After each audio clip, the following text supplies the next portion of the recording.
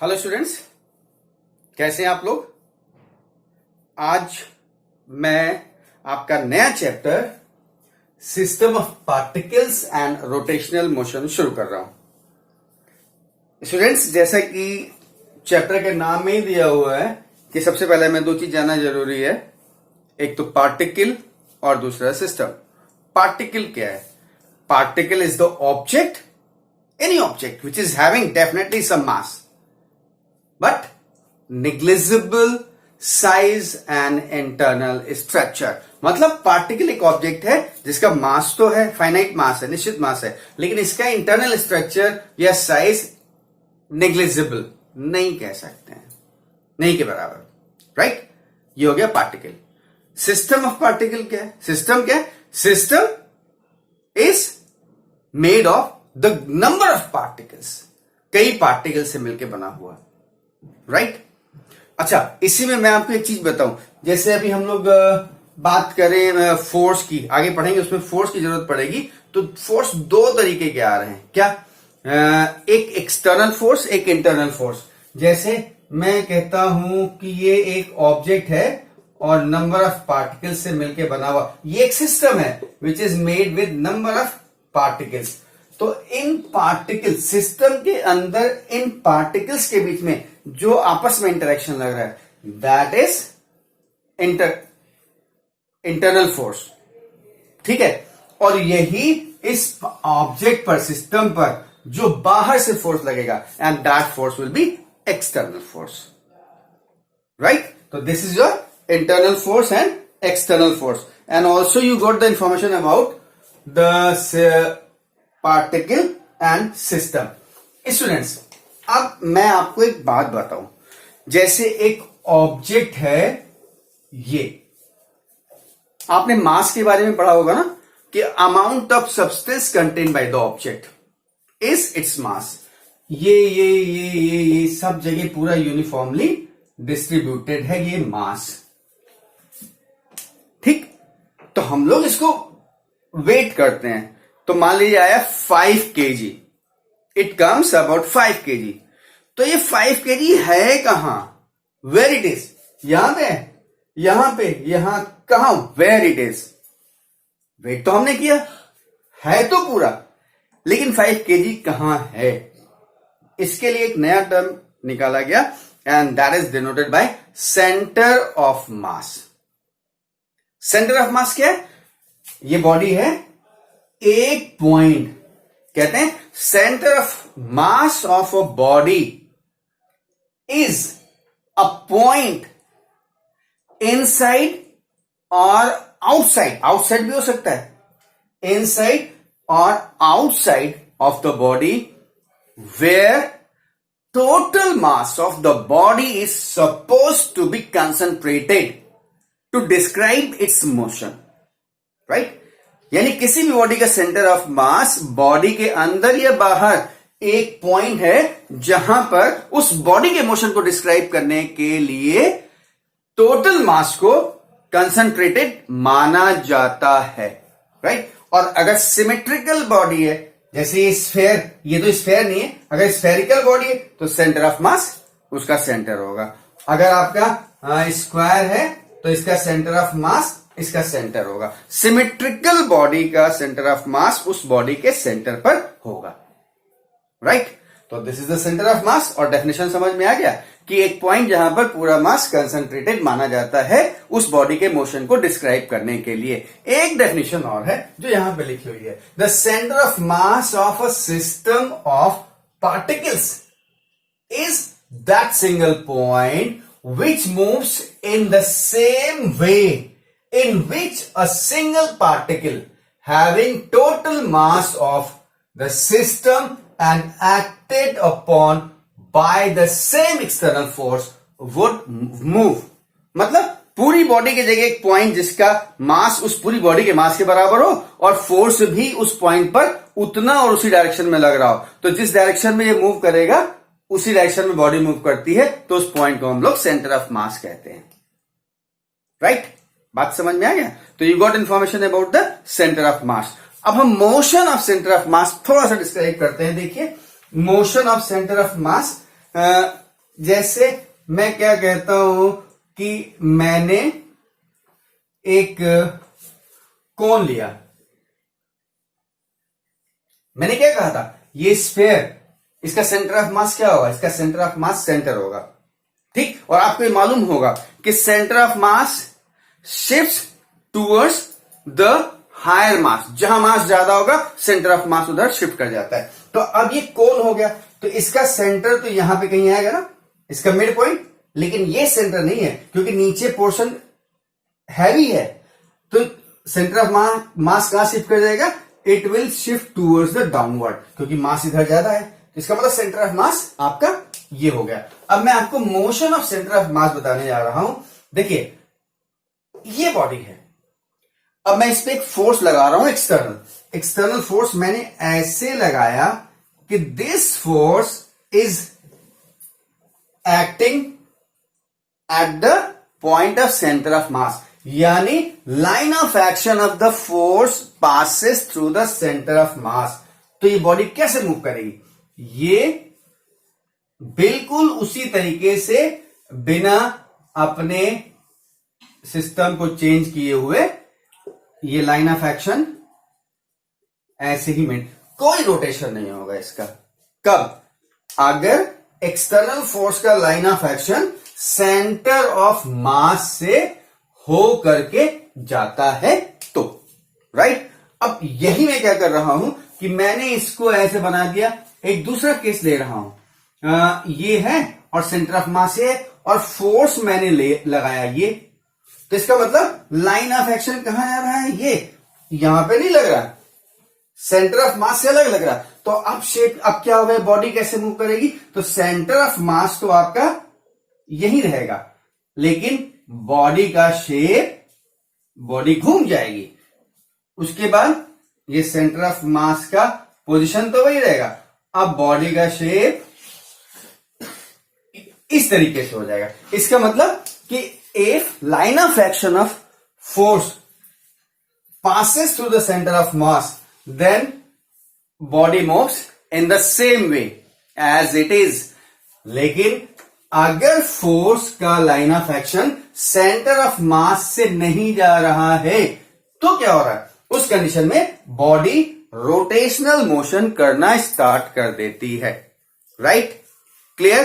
तो स्टूडेंट से काम करिए, सेंटर ऑफ मास का ये डेफिनेशन और इस कॉन्सेप्ट को, ये क्या है, centre of mass, centre of mass, C से डिनोट कर दे रहा हूं इसको, मैं सी से डिनोट कर दे रहा हूं, और आप इसको ये डेफिनेशन लिख लीजिए, इसको डायग्राम को बना लीजिए सेंटर ऑफ मास के मोशन को डिस्क्राइब करने के लिए। वीडियो पॉज करिए, नोट करिए, फिर मैं आगे की बात करता हूं।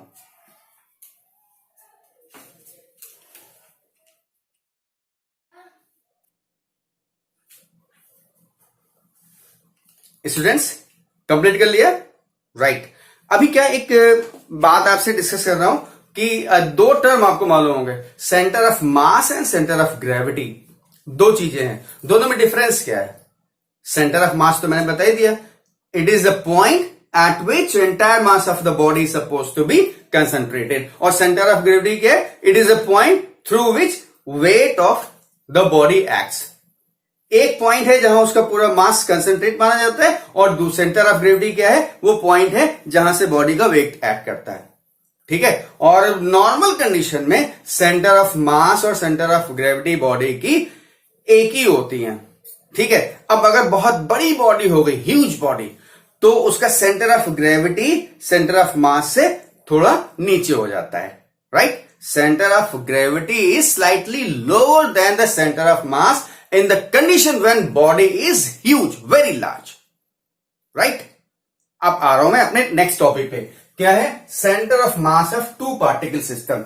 मैंने एक सिस्टम बताया, system which is made with the help of number of particles, two particle system ले रहा हूं। तो देखिए मैंने क्या कहा, एक पार्टिकल है जिसका मास m1 है और दूसरा पार्टिकल है जिसका मास m2 है, और हम क्या करते हैं, ये कोऑर्डिनेट एक्सिस लेते हैं और इसको ओरिजिन मान लेते हैं। तो इस पार्टिकल का पोजीशन वेक्टर r1 और m2 पार्टिकल का पोजीशन वेक्टर R2। ठीक, अब इसका सेंटर ऑफ मास क्या होगा? तो दोनों को जोड़ दीजिए, दोनों पार्टिकल्स को आप जोड़िए और मान लीजिए इसका सेंटर ऑफ मास ये है। ध्यान रखिएगा, सेंटर ऑफ मास किधर होता है? हैवी पोर्शन की तरफ। अगर M2 M1 से ज्यादा है तो सेंटर ऑफ मास इधर ही होगा। हां, अगर M1 ज्यादा होता तो सेंटर ऑफ मास इधर शिफ्ट कर जाता, राइट? लेकिन अभी मुझे पता नहीं कहां है, मैंने ऐसे ही जनरल पॉइंट C ले लिया, जिसको हम कहते हैं centre of mass of two particle system, यानी M1 M2 का। तो अब मुझे बताइए, M1 का पोजीशन वेक्टर R1, M2 का पोजीशन वेक्टर R2, तो C का पोजीशन वेक्टर क्या होगा? C का पोजीशन वेक्टर हम ले लेते हैं RCM। यस, ठीक है। M1 का पोजीशन वेक्टर R1, M2 का पोजीशन वेक्टर R2, तो सेंटर ऑफ मास का पोजीशन वेक्टर क्या हो गया? RCM। अब स्टेटमेंट लिखना है, तो मैंने पहले ही कहा है कि आप हमारे लेक्चर के समय पे पेन और कॉपी लेकर के बैठा करिए। स्टेटमेंट में बोल रहा हूं, वीडियो को पॉज करके नोट कर लीजिएगा। Let there is a system of two particles whose masses are m1 and m2 and their position vector from origin O are r1 and r2 respectively. If the center of mass of the system is C and its position vector, yani position vector of center of mass is RCM, then RCM is equal to M1 R1 plus M2 R2 upon M1 plus M2, and this is the center of mass of two particle system. Clear? यहां पे किसी को कोई doubt नहीं?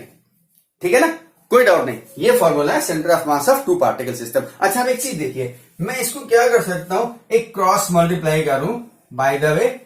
तो statement video pause करके note करिएगा। अब देखिए, इसको अगर हम चेंज करने की कोशिश करें तो M1 plus M2 into RCM is equal to M1 R1 plus M2 R2। इसका मतलब क्या हुआ?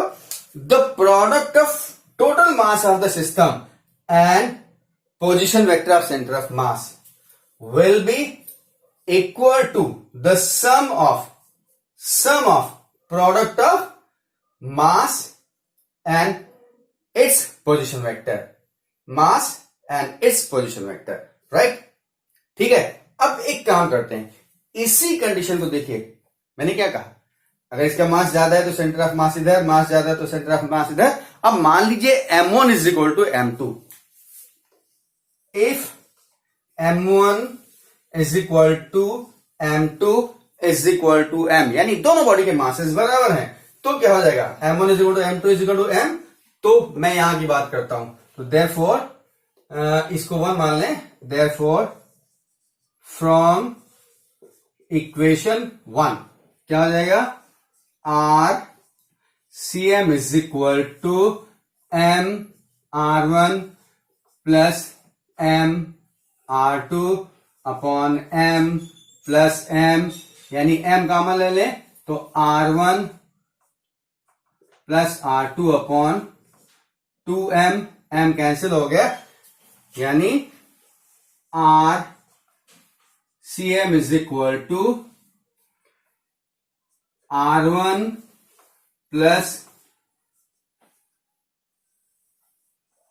R2 by 2, and this is the position vector of center of mass of two particle system when the masses of two particles are same, that is n, right? तो इसमें काम करिए, आप video को पॉज करिए, centre of mass of two particle system heading डालिए और थोड़ा सा स्टेटमेंट कि there are two particle system of masses M1 M2, centre of mass is C, position vectors are R1 and R2, and this in this condition the position vector of center of mass will be, यहां से लेकर के यहां तक copy करिए, फिर हम इसके बाद आगे की बात करते हैं। इस वीडियो पॉज करिए, नोट करिए।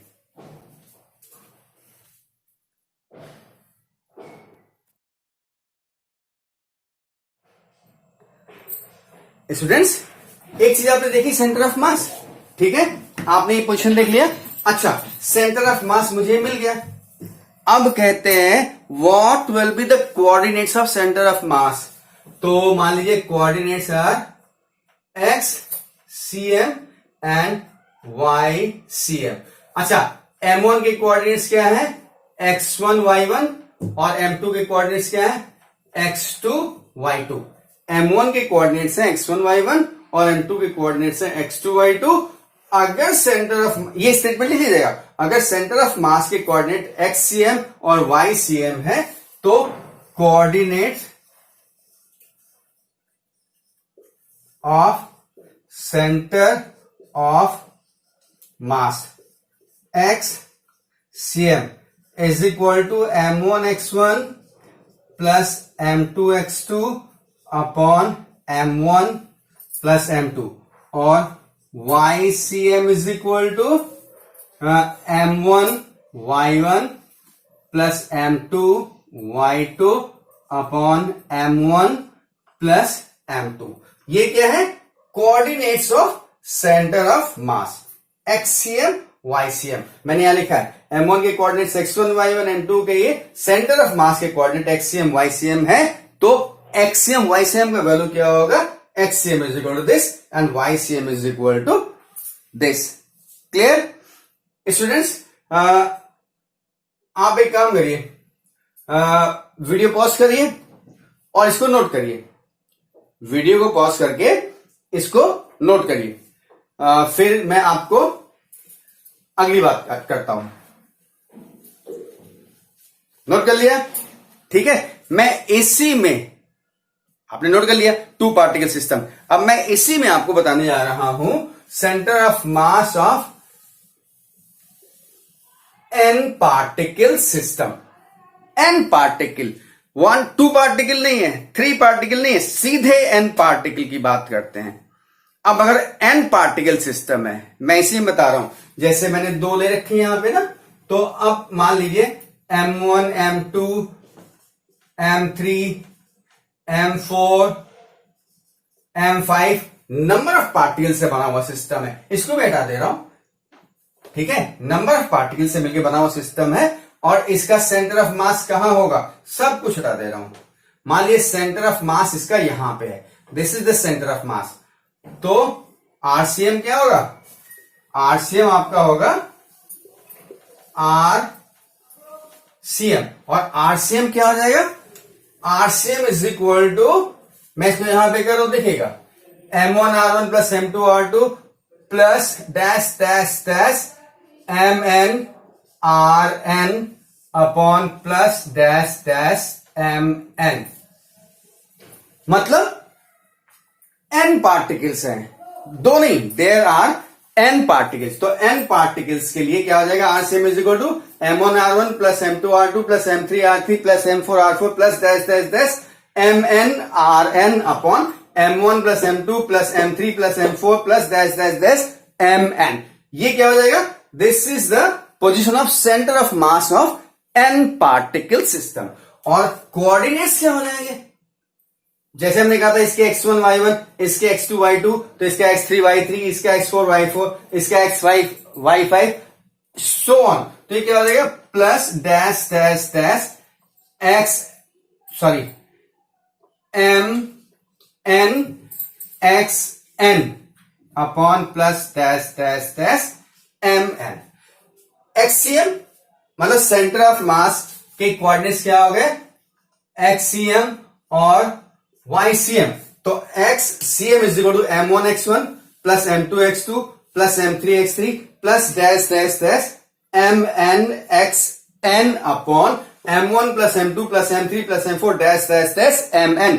और ऐसे ही y कोऑर्डिनेट क्या हो जाएगा, m1 y1 plus m2 y2 plus m3 y3 plus mn yn upon m1 plus m2 plus m3 plus mn।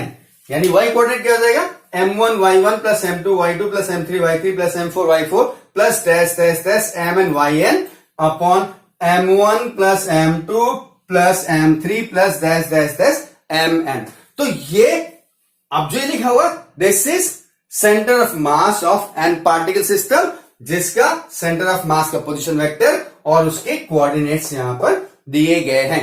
अब इसी से आप 2 पार्टिकल कर सकते हैं, बाकी सब हटा दीजिए, 3 पार्टिकल्स कर सकते हैं। तो m3 r3 upon m1 plus m2 plus m3, जो भी करना हो, जितने पार्टिकल करने, n पार्टिकल है, n की वैल्यू जो भी रखते जाएंगे, that will give you the centre of mass of that particle system. तो स्टूडेंट्स एक काम करिए, वीडियो को पॉज करके इसको नोट करिए, फिर मैं आगे की बात करता हूं।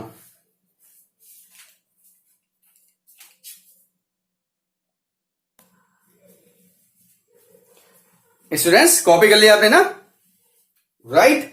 तो आज का लेक्चर मेरा सेंटर ऑफ मास पे था। मैंने आपको डिटेल में सेंटर ऑफ मास, उसका सेंटर ऑफ मास का 2 पार्टिकल सिस्टम का और n पार्टिकल सिस्टम का सेंटर ऑफ मास का मोशन, इस तरीके की चीजों को बता दिया है। तो आज का लेक्चर मेरा कंप्लीट। आप वीडियो पॉज करके मेरे स्टेटमेंट को सुन करके कॉपी नोट्स बना लीजिएगा, ठीक है? इसके नोट्स आप तैयार कर लीजिएगा, ये आपके ऊपर है, right? Thank you, God bless you. Yes.